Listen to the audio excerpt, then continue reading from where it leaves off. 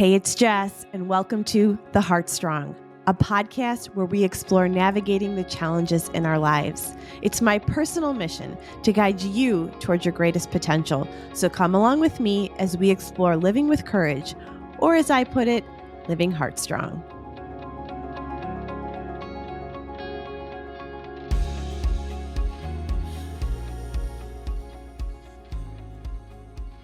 Welcome to the Heartstrong podcast. On today's episode, I'm sitting down with Bridgett Piacenti. Bridgett has been part of every season of the Heartstrong podcast. She's also a dear friend of mine of over 20 years. And Bridgett's a wife and a mother of two. She's a business owner, and she's a renowned international Ashtanga Yoga teacher who has trained with just the top teachers in her field. But what most people love most about Bridgett is just that she's a continuous student of life. She's always learning. She's wise and loving, and that's why she's sought after by her students and friends alike. She has an incredible ability to accept others as they are and to make them feel fully seen. And she's also one of the most resourceful people that I know. She can turn anything into something useful and inspiring, which is a super fun part about being her friend. Bridgett and I have been friends for over 20 years. And with each season, like I said, we come together to do a podcast that ultimately, honestly, is some of my best listened to episodes. We come to this episode today with a combined 33 years of motherhood, nearly 40 years of marriage, and over 40 years of career experience. So we're going to drop some wisdom on you today. So welcome to the podcast, Bridgett. Thanks for being here again. Thanks for having me, Jess. Yeah. I'm excited you're here. Those number of years really threw me. Whoa. How is that possible? Those collective numbers. Yeah. Woo. Okay. I know. I was thinking about that last night. And I'm like, I got to pop that in here because we're going to talk about all of these topics today. Absolutely. So today we're going to talk about pushing up against social norms through the lens of, as I mentioned, motherhood, friendship, marriage and partnership, and career. And we have three topics that we wanted to discuss today to share our thoughts, our wisdom, and our curiosities. You know, we like to do a podcast together kind of on the topic of culture, like what is going on in our culture? What are we noticing in ourselves, in our world, in our friendships? And we like to break that down. And so I think for both of us, I think we'd agree, Britt, I think you'd agree that we're passionate about being disruptors in our spaces, like in the spaces that we find ourselves.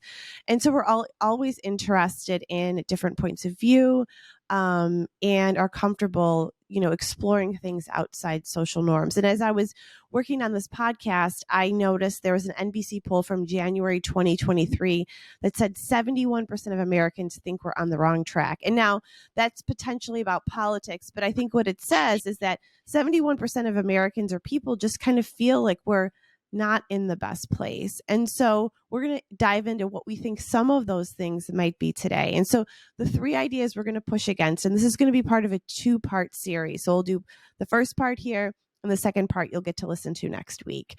So the three ideas we're going to talk about are making people comfortable while we're uncomfortable. The second thing is going to be canceling ourselves in the cancel culture and letting go of a victim mentality and the idea that we can have it all. So these might sound somewhat provocative, but we think that they're important and interesting topics to dive into. And so let's dive in. So the first one is making people comfortable while we are uncomfortable. Britt, what comes to mind when I say those words to you? I think that, we've talked about with when you step into something, anything that's sort of brought to you, that your first idea, a lot of times for women, is how do I enter into this space? Not necessarily for myself, but what is going to be kind of accepted. And that's how we make those decisions, instead of looking at it from a perspective of what would make me my best self going into this situation, and then staying with that. And we get really pulled. And I think this comes to, maybe I'm going to pull in like self-care. This always comes back to this inner work that we've talked about, that not looking to the external, especially in a world that's so noisy, which is very, very hard. I think that self-care and practices need to be very routine, and not just like every once in a while I'm going for a walk to clear my head. Oftentimes some of these self-care pieces we're so far depleted by the time we're even approaching them. This is something that has to be looked at every single day, quite frankly, whatever that is for you, so that you're armed almost with this sense of self. And I'm not saying that you don't get challenged and you're not like, yes, I know who I am, and you're walking in with that armor. It's that I'm always working on talking to myself about who I am, and entering into those spaces that I'm honoring myself and not pushing myself to the background in order to make others comfortable as I enter into that space. And so I think you can stay true, or hopefully, to that if you are working, having something that it's like a checks and balances. Um, and that when you do go in, that you're worthy of that. You're worthy. I think there either can be this guilt, this shame, or I just need to kind of blend. And yet that does not, it's not working for women. Blending is not working. Even if you're someone who says, oh, listen, I don't like to stand out. This isn't meant for the women who are just these, natural born leaders, or, more maybe, I don't even want to term it, but that feel like they want to really be seen. There are those people, I would say, you and I might be some of those characters, that it's okay for me, um, to be seen in these spaces. But there are times that I don't want to be. There are certain arenas that I don't want to be, front and center. Absolutely. And so I have to honor those places where, yeah, I'm not super comfortable stepping into that. So what does that mean for me? How am I going to, I guess I keep saying honoring. It's not going to look the same for all the arenas that you're in. So it's not a one note. And you have to constantly be looking at these things on a daily basis. And that's the inner work piece. And it can't be done by, jumping into this, jumping to that, and just bringing more in to sort of cover all of that up. And that's the hard part, is that you have to want to do that work, but then you really have to want to put it into practice. And this is where you do it, is out in your life. It's not meant to be in a container. Um, so I don't know, if that kind of fits that, but Yeah, I think that what something you said is that I think we get so far removed from ourselves and from who we are and what we think, that our default becomes making everyone else comfortable around us to the detriment of ourselves. And we don't even know what makes us comfortable, right? Because like you said, it's like, we're like, oh, I'm feeling off, so I'm just going to go take a walk. I mean, we're so depleted from not investing in ourselves in that way, that will kind of just, like when you're really tired, you're just like, your kids can eat crap, you don't care. right. It's kind of that idea. And I think women are exhausted. I think women, and we're going to get into a little bit, our generation are exhausted. I think the pandemic, the aftermath of that, all of that is exhausting. And so I think when we are especially tired, we just kind of let everyone else sort of take over, and we become disconnected with ourselves. But I think it's really important, like you said, to decide. You have to get in that discomfort and say, I'm feeling really uncomfortable here. I don't like this. I don't want to make this choice anymore. I don't want to do this thing anymore. And to get to that place, it like takes a lot of courage, right? Yeah. To yeah. And that piece of again, it's interesting, right? It's being uncomfortable, making other people be uncomfortable so that you are uncomfortable. And in a lot of spaces, it's like you find yourself more and more uncomfortable. Like you really need to look at that and go, like, what is going on? Because that sometimes I think the statements like, or I often use, and I think it's common in our generation, like, I don't have the bandwidth for this right now. Maybe it's like the overwhelmed piece, but I agree with you. So we sort of just default and we're like, you know what? I can't really address that right now. So I'm just going to step into that same role, those same shoes. And what we end up doing is really starting to um, pull the covers like further and further over who we are. And then we're really, really in a bad place for ourselves because we feel like we're not showing up in the world whole. And I think that's a really big piece. Um, and then so many things start to get hidden, and the shame, the guilt, and all of those pieces. And these decisions are coming from places that don't feel right to us. So I think that that's something where we become this whole idea of the pushing up against those norms, because a lot of times what it is that it's pushing up against those norms because, well, this is how everyone's kind of moving along. So I'm not comfortable with this, but I'm going to let this be for me. I'm going to take the hit. So everybody else, I can just step into this and everyone else stays comfortable and and we become a little robotic, um, and really so distant. I think that's it's so distant from who we really are. And that is an absolute detriment to feeling any fulfillment in your life and satisfaction with anything you're trying to do in your life or any of these roles that we have. You just feel like you're lesser than in a lot of categories. And we know as women, we're so many things. We're so complex. And I think it bleeds into all of those areas, not just one being motherhood, not just friendship or partnership. It definitely, these things just all come together because I think as women, that is how we are. That's who we Yeah. are. We're all like, it's not, we don't keep things in No, silos. You know, it's that's our own. interesting because like we talk about wanting to empower women and empower one another in our relationships, but really a lot of the times what we're doing is we're just keeping us all in the same silo, right? Because if no one's speaking up, if no one's making others uncomfortable, if no one is saying what they need, we're really not empowering one another as women, as friends, Right. in relationships to really be ourselves. I mean, what do you think about I think that? this goes back to, and we've talked about where I find this interesting, and you and I both love to collaborate, and I love collaborating with women in particular. And I feel like it's something that um, I work at for sure, and it is another practice because you're working with other women where there's this like scarcity idea that we've been told or even felt, not just told but felt in maybe the workplace, where there isn't enough space for us in a certain area that we want to be in, or career or interest. And so it's sort of like this clawing at, rather than like, to use your words, like setting a wider table.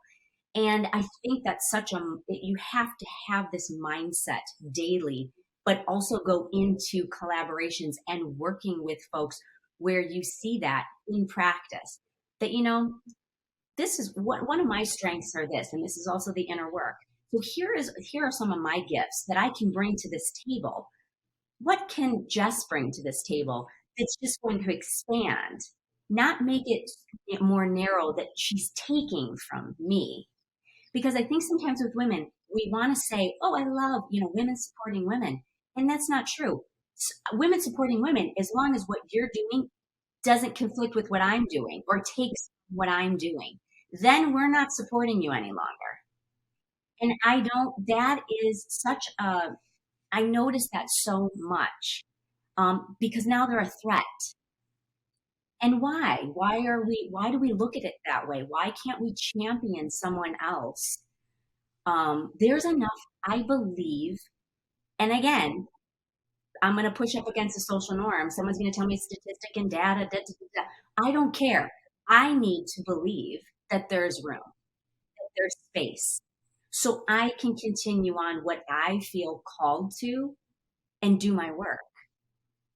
So if someone comes up and says, well, you can't, oh, this, and, there's this statistic or that there's only this much space in this arena for what's already there. I used to be that way and think, okay, well, I won't even try. And then I thought, no, because that really denigrates innovation and creativity, because we're all going to kind of tweak it a little differently, and we all have something to bring to the table to make it bigger. Hmm. Well, it's like there's nothing new under the sun. I mean, there truly Right. isn't.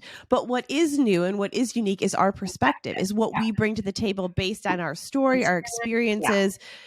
And so that's what's interesting about it. And I think, if we would honor the things that we're like, I'm good at, you're good at, we're good at some similar things, we're good at some different Absolutely. things. How together can that be powerful?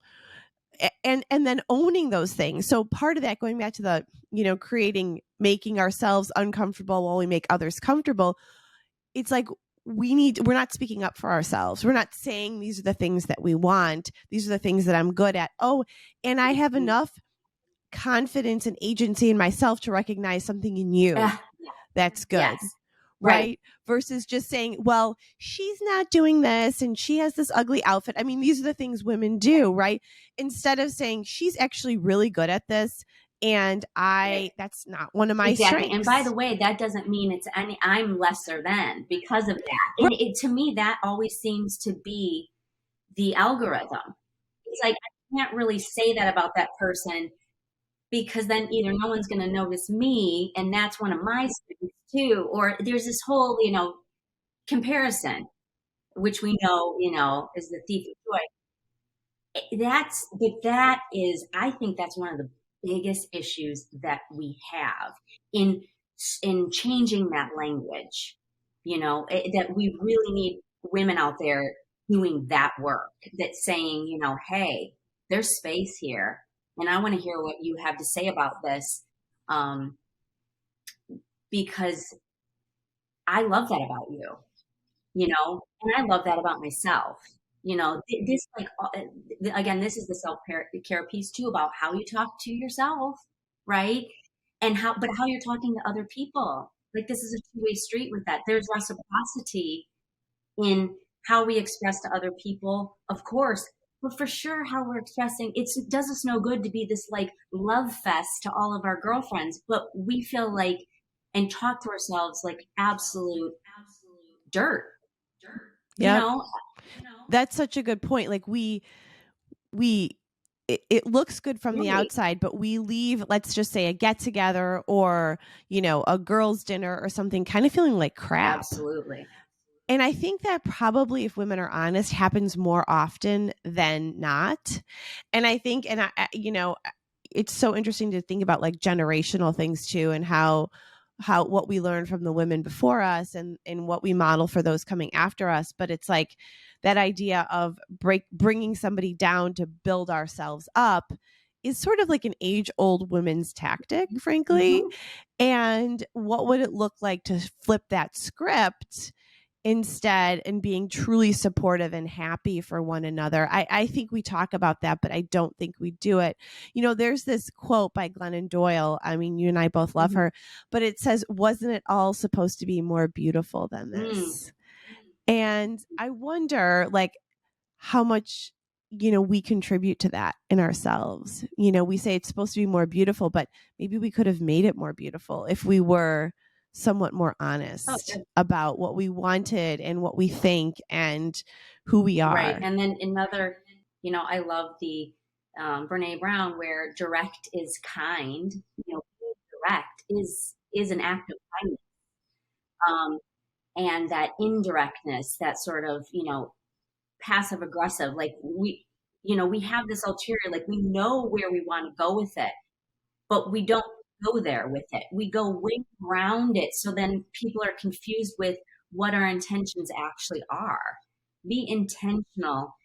I mean, that's something I always say to my kids, is like, be direct. What do you want, when they're trying to sort of manipulate me into getting some, like, what are you You're talking right. about here? Like, tell me Yeah. exactly what it is you Yeah. want. Because I don't have, I'm going to say it, the bandwidth to do the roundabout 5 times. I don't, where are we going with this? I'm not following. And I think that happens oftentimes too, is that when we're receiving a message from someone, we're really confused about what it is the other person's about.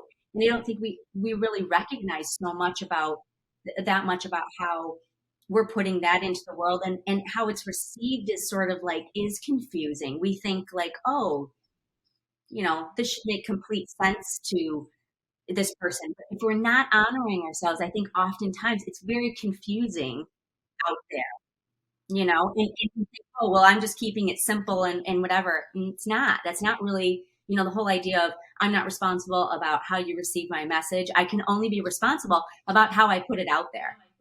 Mm-hmm. And then owning however that is Absolutely. perceived or Yeah. whatever. I think that it's true. I was talking to somebody or listening to someone talk about women in the workplace, and it was very interesting because they were just saying how some women are not direct. Like we don't, I think we have two methods. This is a big generalization, but we can be direct and then apologize, for it, or we kind of have an attitude on our shoulder and we're direct and not a very kind way. Yeah. I mean, I think that I think it's something to work on, is saying, I'm going to be clear and kind. That's what Brene Brown said, like clear is kind, direct is kind. I think that, back to this comfort, discomfort, it's like, it is okay to make people uncomfortable with asking for what we want in order to make ourselves comfortable, and then working through that with them. Like, we don't always have to be protecting people and asking for what we want or what we need. I think that's one of the biggest pieces is that, we look at, history, right, in terms of, and we absolutely have that, where either we're going to look like the aggressor, like we're too aggressive, or we're the big E word or whatever, if we're asking for something or saying what we want. And I wouldn't say, and maybe it is direct, but it's firm. Then we get that tag.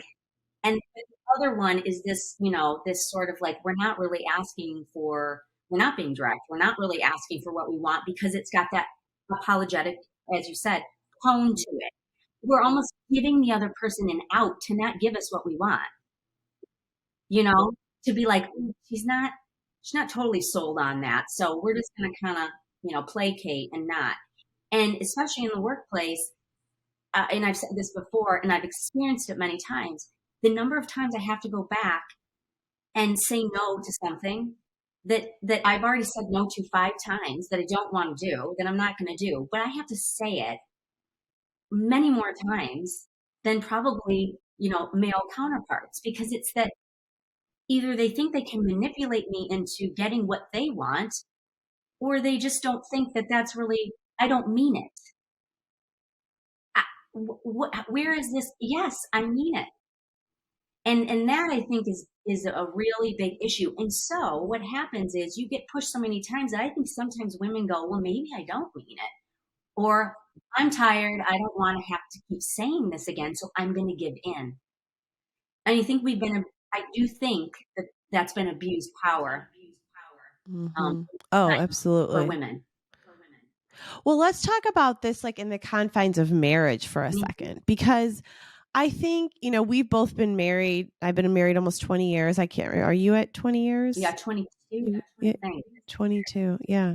So, yeah. So we've been with our people for a while. And I wonder too, as wives in our cases and as women in relationships, if we have made everyone else comfortable in our relationships, including our spouses or partners, for a very long time, because culture tells us that's what our role is. That's what we're supposed to do. That's how it's supposed to be. And then we wake up one day and we're like, I can't do this anymore. I don't want to continue to forego myself for someone. It could be a very rude awakening for the partner in the relationship. Sure. And so maybe we don't do it. Like, let's talk a little bit about how important it is, even if you're shifting it today, even if at 45 you say to yourself, I want to stop making everyone else comfortable around me because I want to be comfortable. Like, let's talk about how important it is to give women the permission to do that. And maybe it doesn't have to be so adversarial. It could just be showing up as you really want to be. Right. And I think this is one where, again, where we're sort of assuming this idea that either someone's going to know exactly how I'm feeling. I think in partnership and marriage and what we were what we kind of saw maybe even with our own parents was this idea that they just could read our minds, right? We say that a lot. It's like we know that not to be true. We can't read theirs, they can't read ours. I mean, for various reasons, myriad of reasons, this is not happening. So I think here again is an issue where we aren't asking for exactly what we want in a lot of cases.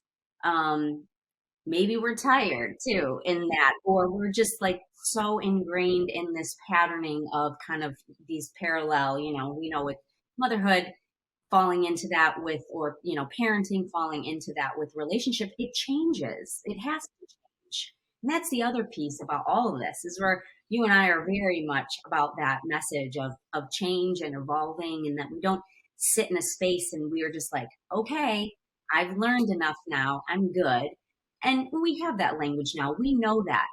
I don't necessarily think that our parents had any of that language. I think they thought like you get into a partnership and okay, this is what we have, and we're just going to kind of keep going down. And there wasn't that communication as much about, hey, what do we think of this? What do you think of this?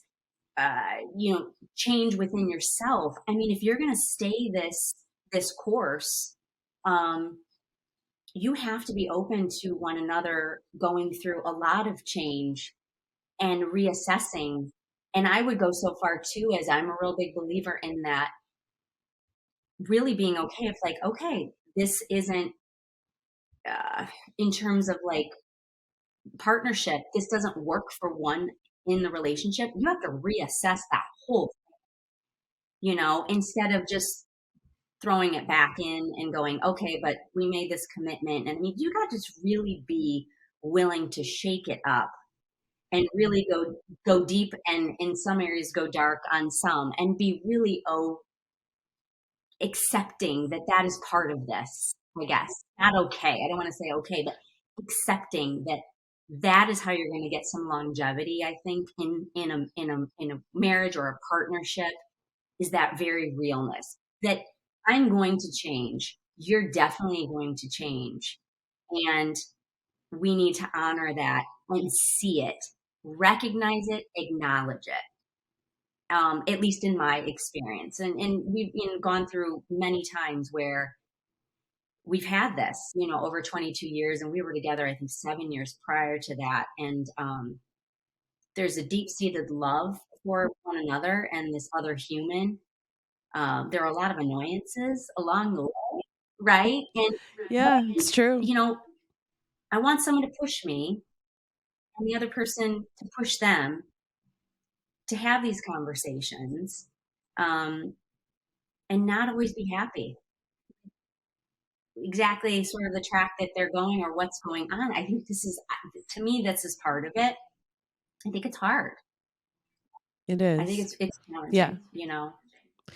Well, and I think it's like, if you said it earlier, like if we don't have the model for this, like if our parents didn't model these kinds of relationships that I think we want to have, I don't think that they have modeled them. I mean, some of our parents have, but I think if you wanted to look like culturally or generationally, because that I was reading something in preparing for this, is that one of the challenges of the generation Gen X, which you and I are at the tail end of being a Gen Xer, just make it, is we just barely make it. Yep. And one of the things that our generation is challenged with is that our mothers didn't have it all. I'm going to put that in air quotes. So we're going to talk about this a little bit later. But they told us that we could. So we could have dinner on the table in the corner office and all of these things. And it has created a lot of anxiety in women in our generation. And I think it's also sort of this underlying idea about how we've ended up parenting, which I think would be interesting to get into a little bit, about all the sports and all the things we have our kids in. But I think where that also like bleeds out is into our relationships. And you have to be, like my husband always says, and I know yours feels the same, it's like you have to be two evolving people or it's not going to work. You have to be two growing people or it's not going to work. And if it's not modeled for us, through our Mm-hmm. parents, it's hard to learn to do that. And so, but it's not too late, I guess, is what my message for people today is. It's not too late to speak up for yourself. It's not too late to work in your relationship, because we know that the path forward is growth, is discomfort, is disrupting. And so doing things that are different, Right. that's like you said, you've got to switch it up. That's the only way to continue going and for the longevity of Right. And I relationships. think the overall arcing piece of all this is the vulnerability piece, which was not modeled. That's, I think, the big piece. They were not really, it was, you're not supposed to be vulnerable. You weren't supposed to be vulnerable. You were sort of just to understand and just get it. And like, we're satisfied with this and we're just going to move forward with it, even though I don't agree with this and or this doesn't feel right to me. But I think that generation was not allowed to then, I would say, expose themselves in that way. They didn't have that language. They weren't talking about doing this inner work. They weren't talking about, you know, the the wholeness and in, and mind body spirit piece, which I think we have more now. So it'll be interesting to see, where it goes for the next generation. But I think we are the ones that are bridging this, again with, social media and everything, and who we have so much exposure to the outside world globally, right? And ideas that they didn't have. So that was a little bit a protected time, in that we could just believe this, and that's just how it is, because there was lack of exposure to any other real way of thinking, or maybe a couple different ways of thinking. We have exposure to all the ways of thinking, so it's confusing, and it comes at you, and it really challenges you in a way to say, what is it that I really do believe? I think that we're so challenged on a daily basis with our own agency. And I think that might be one of the biggest issues, where I think they could have, and they didn't have this language right as much, again, sense of agency, whatever that meant for them, but they just weren't challenged as much as we are on a daily basis. Maybe in their own circle, their circles, but and their job, whatever. But beyond that, it wasn't coming from all of the places and spaces that it's coming at us now. There's so much. Well, and they just didn't talk about things. Right. I think there was things like you just didn't talk Yeah. about. You didn't talk about relationships. You didn't talk about personal growth. You didn't talk to your kids about sex. You didn't do these things, right? And so now we're in this place where our kids are so exposed to Right. things, and we do have to get uncomfortable to be able to talk with them. And I want to talk about motherhood a little bit and friendship before we end this topic. Motherhood, you and, like I said, you and I are at the tail end of the Gen Xers. We have kids in travel sports. We have kids in all different kinds of things. It's like, what I noticed an interesting trend when I was looking at this, that millennials, which is the generation after us, actually have their kids in less things or feel less pressure to have their kids in things than our generation does, which I think goes back to, what we said before. There's cultural trends and then things that have been modeled for us. And that we were told that we could be all the things. So I think in Yes. our minds, we're like, we're going to have our kids be all the things. Like, we're going to give that to them, that exposure, Yes. that ability to do it. And that's what we do. I mean, I'm And that's what we do. with that. I've definitely gone that, where we're running, doing all these things. And I think at one point when they were younger, I thought, we're not going to do that. And then pretty soon you're signed up Here for we 10 are. things. You're like, how did I get here? Yeah. And then to unwind yourself out of that is hard. Very. That goes back to the making other people uncomfortable. No, we're not going to go to that tournament this weekend. No, we're not. People don't do that. People don't say no. It's like, we have so much FOMO. Mm-hmm. We don't want to be left out of something, or if our kids are left out of one invitation, it's like they're not going to be a college basketball player, and it's like, where can we make a choice to choose ourselves, or to say, this is what's peaceful for my family today. Right. It's okay to say no to our kids. We're not going to be in two 2 basketball teams right now. And because somehow we've drank the Kool-Aid that that's what makes for a successful kid or a successful family or successful future, to the total detriment of ourselves. And Yeah. I We really think busied we have, ourselves into absolute oblivion. That's kind of what yeah, into I think. exhaustion, into being Yeah. unhealthy, and so it's like, I want to push up against that norm because I have kids in all of those things and I enjoy them and I love watching them do them. But I also want to teach my kids that it's okay to have a boundary and it's okay to say no. And just because you say no at age 10 doesn't mean you're out of the loop at age Yeah. 15 to do something. And I know that this issue is prevalent in coaching and sports and the way people get onto teams. And I don't even want to get into that.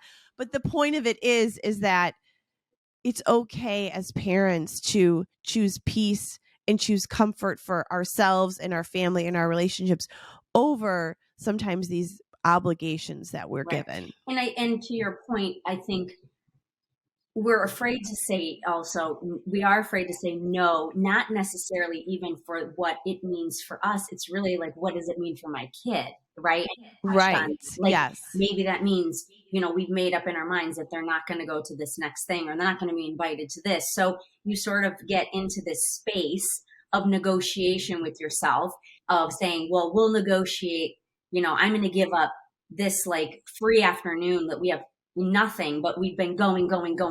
I'm overwhelmed. I'm spent, but I've got to do it. So we've got to sign this kid up and we have to go. And then pretty soon you've gone weeks on that. Now we've gone seasons. Now we've gone years of this busying ourselves because we definitely as a culture admire people who are living chaotic lives. And it pushes everybody to keep going in that same pattern. And yet when we go inward with it, we're like, what the? I don't feel good. We Well, and constantly then have to boundary this stuff. We talk about all of it, but again, are we doing it? I'm not sure we're putting that into practice. I don't know. I don't think a lot of us are because of, like you said, the social norm. What does it look like? What are the optics on this for my kid if I make this decision? There are a lot of these factors and we're not protecting it. Right.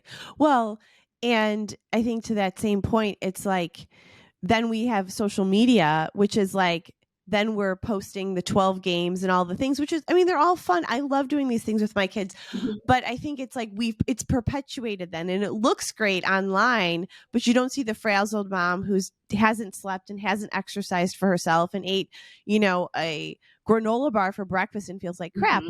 Like I think it's like we have to balance those things and model those things in some way. And I think it's going to shift generationally as people make different choices. But yeah, I mean, I think it's something to be aware of. And I guess if you're, to everybody listening, like it's okay to say no. It's okay to pull back. It's okay to take a break. Our parents said no to us all the time. Yeah. We talk about that. Like, and this is a generation where it's like the kids are running us. I don't know, where we're not saying no. I mean, I think that would be one thing our parents would love to say, hey, listen, what we did. Exactly. We said no to you. You guys were bored. You weren't overscheduled. You didn't have something going on all the time. And, again, with that comes, we weren't exposed to as much and there wasn't as much offered and all of that. So it makes sense, like at that time that, we weren't in as much, not as much was being offered either, I want to argue. So now we know it is, but it doesn't mean that then we just have to go to hell in a handbasket and say we have no choice. We always have choice. And this is where we call into like looking inward and saying, and recognizing that we have choice, even in pushing up against the social norm piece, there's choice. And again, entering into spaces just because we're like, oh, I feel like I have to, but I really don't want to do this. Going to a girls' dinner where you're like, I don't ever like the conversation that's happening at these girls' dinners, but I feel like, am I going to be, you know what I mean? Like, what does this look like? Again, what are the optics if I don't go? Well, the optics are you don't go. Right. That's it. That's it. And it's okay to change that. Yeah, if we really follow it through the train of thought, like it doesn't mean anything more than that. you know? Mhm. And so I think we can sometimes get really, really in our heads about, I just have to keep going because, oh, whether or not, I want to keep this social status with this group of, in my kid's school or whatnot. Well, I think you need to sit with that and go, but do I really want to? Does that really matter to me? And when you can get to those moments where you go, it really doesn't, it's very freeing. There's a lot of freedom with boundaried practices that you go to. And again, like I said, you have to go to them daily and often. This isn't something that just is done like once a season. And I think that might be where the touchstone is on for women too, is that we don't have enough of that implemented for ourselves because we feel like we need to be the ones that just, recede and are everything for everyone else. We've talked about this, the self for me, I am going to protect that. Um, I'm not 100% great at that, right? But I do feel like I'm a very much an advocate. That is my message in the work that I do, for sure. Is like you have to go in order. I mean, as simple as it. You have to go in order to go out. I feel like the yoga practice for me was something that I felt like I started to kind of really tap in, and then it started to bleed into my life. The saying of like what you do on the mat is what is really the most important part, is what you're taking off the mat, and you can use that analogy for many other things. um, that's what's important in the choices that you're making in your life, is that you aren't the last person that you're listening to. Yeah, that's so good. And I think that as we're thinking about like kind of closing out this Mhm. topic, is that in order for you to be comfortable and not, and not being always uncomfortable by making people comfortable, to be comfortable within yourself, you have to take aligned action in your own life. You have to get quiet, you have to listen, you have to say, these are my values, this is what's important to me, this is how I want to live my life. And then from there, you take aligned action. I'm not going to go to that girls' dinner. We're not going to do this extra group sport.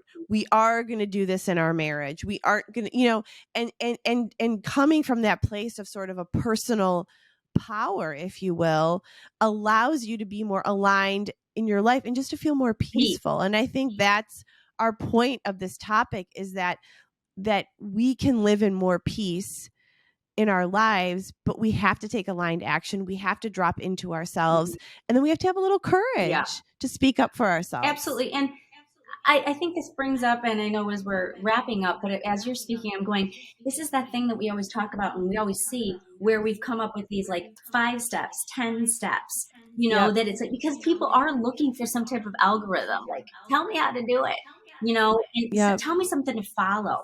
And I would argue that, like, while that's great, and that might be a template for people that are just like, I need to kind of hone in on something, it still comes back to what we're talking about. Like, the 5 steps are in you.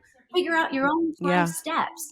What are those Yep. things that I think, again, have to be attended to? They have to be watered daily.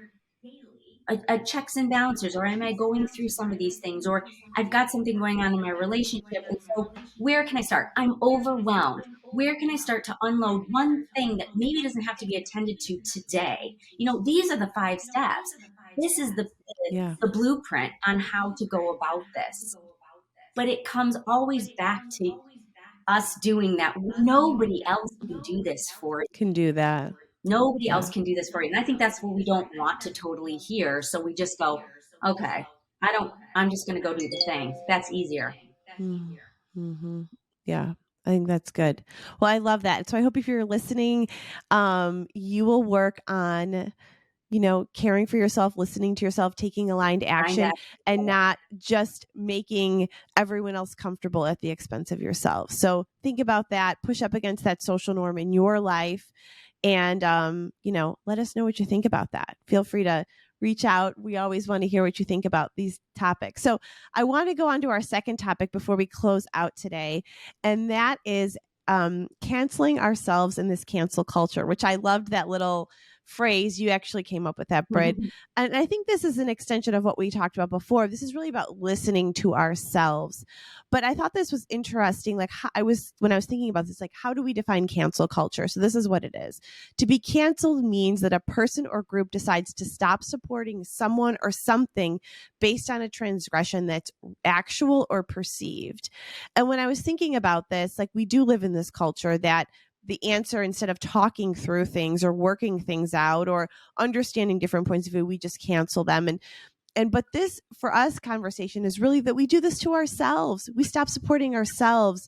We are hard on ourselves for things that we do that, maybe that we perceived or that are actual. And then we cancel ourselves. We silence our voice instead of, exploring what we actually think and being true actually to ourselves. And so, like, what do you think of when I say, canceling ourselves? What comes to mind for you? Well, I think along those lines that you were saying too, that we're not a one note, and in that this whole thing of evolving, and that we just have to be open to going, this is how I think right now, but I'm open to being curious about, maybe I won't think this way always. And I think, growing up, in a religious home, in Catholicism, and I'm a very faith-based person, but I was always a very curious person. It's not dogmatic for me.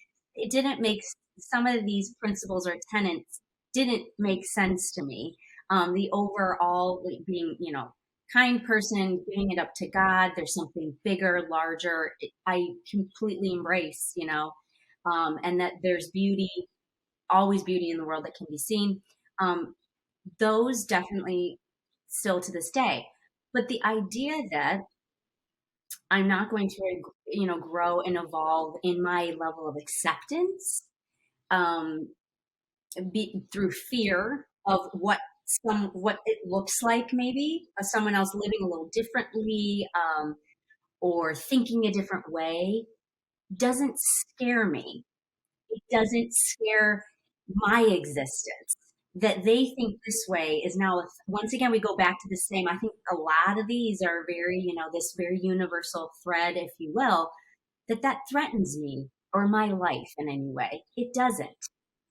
And so, can we coexist, with these ideas? And I think what we find with cancel culture, right, is exactly this. It is fear. This is a fear based. You thinking this way threatens me thinking this way, and threatens my existence in the way I know it. And I'm satisfied with how I'm living. So I can't have you doing this, because then this might disrupt, me and my life. Instead of seeing this as this bigger picture of acceptance, which even as a young girl always made sense to me. So where we're going with all this is just very confusing to me. I think all of us are like, we got to agree to disagree, people, on some of this. We're just not going to expect that we all think the same way. What nonsense is this? Um, Well, and it's nonsense too, because then what we have is, back to our topic we just got off of, is that then everyone's just folding into the social narrative, right. of whatever it is. And how many people, I mean, you can answer this for yourself. If those of you listening, like, how many times have you folded into a social norm or a narrative that you actually don't believe in? Mm-hmm. Because the alternative to that is to disagree and make it uncomfortable. Yeah, some dissonance, right. And have dissonance, and we're afraid of dissonance, and so we just fold into things of whatever it is, and then we're and ultimately what this does, and there are social implications, but ultimately is we're canceling ourselves. Yeah. We're canceling our own voice. We're operating out of self-censorship. Yeah. We're censoring ourselves, and it's like, what would it look like to get to a place where we can say, this is what I think based on my experience and the information that I have today, and for you to say, well, I don't know if I think that based on this, and we had a conversation versus this other stuff. And I think the trend, the way that we're going, I mean, we're modeling this terrible way of existing as humans for our kids. Yeah, we're modeling what isn't really any type of a dialogue. I mean, on the basis of the definition of how to communicate, as humans, like, we're not doing it. It's very one way. It's like, I'm going to tell this, I'm putting this out here. Let me throw this, and then it's dropped. And there isn't any room for any dialogue. And so I think, exactly to your point, you're scared about offering up anything or having the discussion, because either we go back to the fact that we're all tired anyway. So sometimes we're just too exhausted to have that conversation. Right? It's just not worth it for us because of the energy output that we already don't have, because we have nothing in the reserve. So many of these things, bleed into it. And I think exactly that, like, if we could model some of this once again, some of us more freedom to living, because as we know, once again, we all have different experiences, life experiences, right? We're spiritual beings living, in a human existence is I love that term. And I believe that. And so we're all coming to this with very different life experiences, daily life experiences. And this can be just a richer experience for us all if we could actually bring our voices to light, and then be open to the fact that it might not be met by everybody with acceptance. And that's okay. It still doesn't mean that we aren't living a full life. Again, when you're always looking to the external for validation too, this is where you will be sorely disappointed every day. I say that to my kids. Someone will disappoint you every day. You're going to experience where someone, you held the door, they didn't say thank you. On the simplest level, to you worked really hard on this project, and you took it to the team and they hated it and they were like, you totally missed the, what you're gonna be disappointed. And so I think that level of resiliency and finding a way by going inward to be able to also bring yourself out, you have to have, because every day we don't get up and someone's like, you're amazing, you're awesome, you're this, um, Yeah. so that's hard. It's hard. Yeah. And I think it kind of goes back to what we said earlier, is like asking for what you want, saying what you think. And I think it is so important. One of the things that I notice a lot amongst mothers, this is on the topic of motherhood in school, for example, and I have 3 kids at 3 different schools. So I hear lots of different things from lots of different people, but people will say something like, I really don't like this. I really disagree with this. I really like something that's maybe pretty significant, actually, but they aren't going to say anything. Like, I think one thing women do is that we'd rather kind of, bitch around with one another about things than actually speak up about something, because we're afraid of what those implications are. Social norms based on the groups of people at school, based on, we don't want to be canceled at the school for speaking up. And it really bothers me. And I think it bothers me because I have had to live in such an advocacy role for, my children. And I have to do that for Bodhi. And it is very uncomfortable. I will tell you, like, it is not a comfortable place to be. I don't relish in the fact of having to speak up about things that most people aren't going to speak up about. But I guess I want to challenge listeners to speak up. And if there is something that you really don't like, and I'm not saying that you're complaining, and you can give constructive feedback and ideas about how it could be better, and it's something you really believe in, like, put yourself out there to do that instead of being afraid of being canceled, or because that's also not aligned action for yourself. You're not living in alignment. And I think the problem is that we don't know how to have those conversations with each other. So most of us default to just not saying anything. Yeah. Yeah. And I would agree in terms of that, honoring yourself rather than going up against, like you're saying too, is like the advocacy role. And you're like, listen, I'm tired of fighting, you know? And when we're hearing about maybe more what we would consider maybe just complaints about what isn't being done for us or what isn't being met for, and say in a school setting. Um, I have definitely with you saying in terms of hard time with, I like solutions. I don't love to ruminate about what we feel is wrong. I know we need to know that so we can kind of hone in how can we solve this? But I really don't love to waste time on that. And I do find sometimes with sort of packs of women where it's just like we're just constantly saying, let's just talk about what's wrong. Even when we go back to the parenting thing, that's hard for me too sometimes because I'm like, I just don't want to language bitch left and right about this. There's so much more energy to me, it feels, to do that than to either stay quiet about that or flip the script a little bit and use a different lens. Again, pushing up against social norms. What other people might say, like, I'm not trying to be a Pollyanna on it. I'm just trying to see this from a different angle because the other angle is so exhausting for me. And it doesn't make me feel good. I mean, as simple as that. It doesn't make me feel good. So as we say, I don't want to go there with it. It doesn't mean I think that it's not an issue. It just means that I'm going to look at this from a different lens because it's the lens that I need to keep, again, true to myself, to maintain energy, to be in my day, to be an effective human for myself, for my family, and for the rest of my community. And maybe folks would say who really love to complain about things or see it that way, that that's how they feel whole in their day.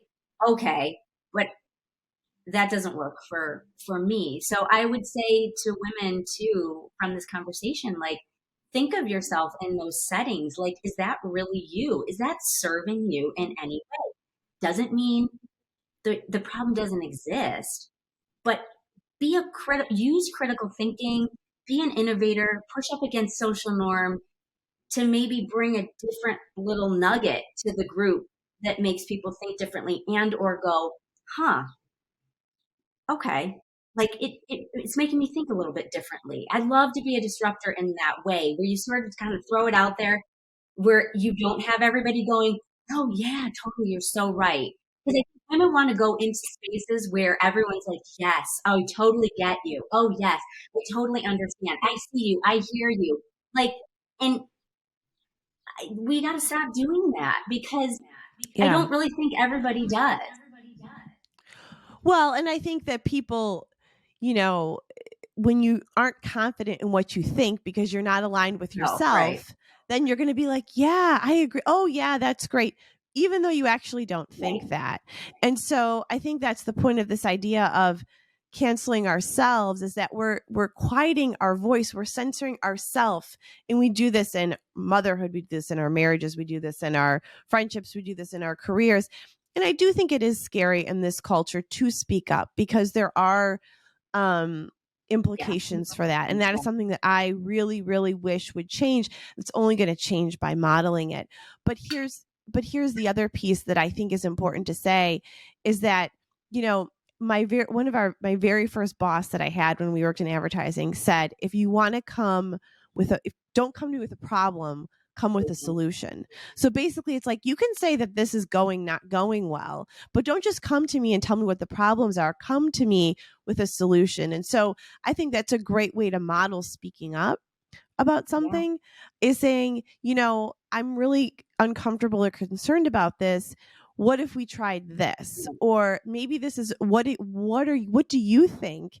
And how could we maybe do this differently? And asking a question instead of, because I think one of the other things that I want to balance and say as far as speaking up is that people can be really mean today. They're very mean on social media. They can be very mean because we're not loving and respecting one another. So if you are going to speak up and you are going to say what you think, I really advise people to center yourself and to go in a posture of love and of desire for good things and of collaboration and of solution.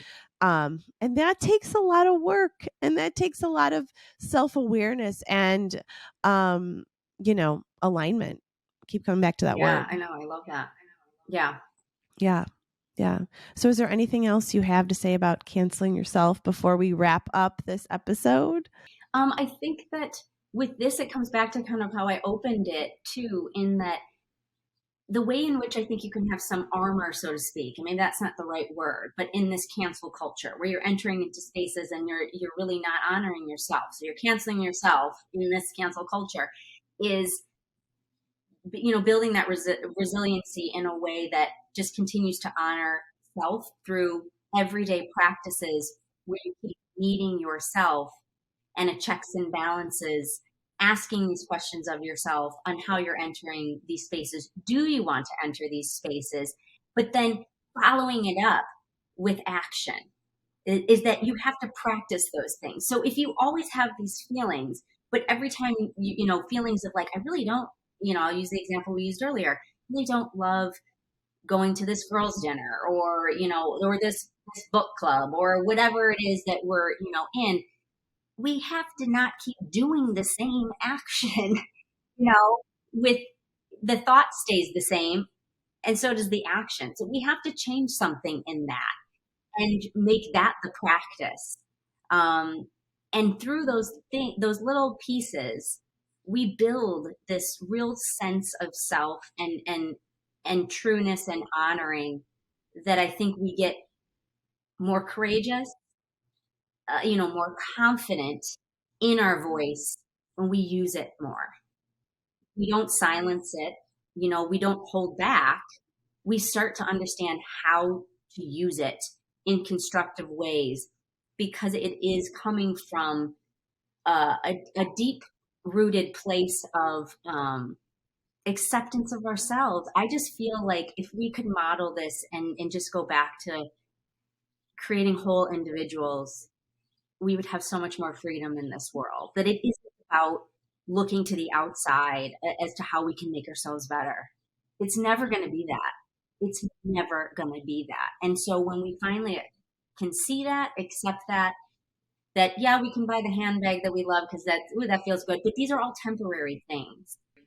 They're not going to make us really happy. They're not going to. They're not going to make us love going to this girls' dinner anymore, even though we've got a cute purse to go to the dinner. And we look the part because we have the same one that everyone else has, right? Like, that's not where it's at. And I think it's like cultivating this deeply beautiful, unique piece of each of us, and then honoring that not only in ourselves, but what you said at the top of the conversation, in one another, in seeing the really amazing things that are in our friends, and then really, frankly, like finding a friend group that does that for you, and getting out of the friend group that doesn't, and getting out of the place that doesn't bring you peace. And it's like getting courageous enough to do that first for yourself, because that's just going to ripple into every other part of your life. And as you said earlier with Glennon, isn't it supposed to be more beautiful? I think it can be. You have to be driving that. And that's the social norm piece, is you have to be pushing up against that and looking at that through that lens. You are going to be responsible for doing that. There is beauty out there, but if we're constantly focusing on what isn't, and wanting to really belittle anyone who doesn't see things the way we see them, because that threatens how we feel, all of these things play into the fact that we aren't going to see it as beautiful either. And I am just not willing to live every day like that. That seems so exhausting. Or not seems, I know it is. That's saying as if I haven't. But I've stepped in that and tried that out, and it just doesn't feel right. So that's another piece I would say to our listeners, right, is step into those shoes or and try it out. And see what you find. Well, thank you, Britt. This has been such a fun conversation as always. And we will be back next week with part 2 of this conversation. Have a great day, everyone. Thank you for joining me here on the Heartstrong podcast. Please rate and review this podcast and share an episode that you love with a friend, because when you do, you help us grow our mission of encouraging people to grow through the challenges of their lives and to live their full potential. We'll see you next time.